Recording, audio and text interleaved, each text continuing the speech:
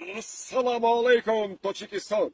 Дорогие друзья, я, голос боевых единоборств Александр Загорский, прибыл в Душанбе через 7 лет. И вы знаете, вот, 7 лет назад я был здесь, много раз бывал в Душанбе, но сейчас я не могу даже передать свои впечатления. Настолько Душанбе стал прекрасен.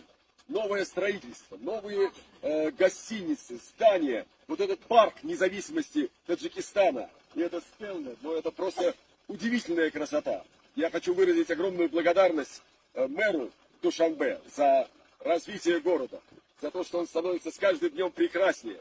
И я здесь, конечно же, не просто так, а вот вчера состоялись финалы чемпионата Таджикистана по боксу, где я был ведущим, а совсем скоро, 5 числа, в цирке пройдут бои по смешанным правилам.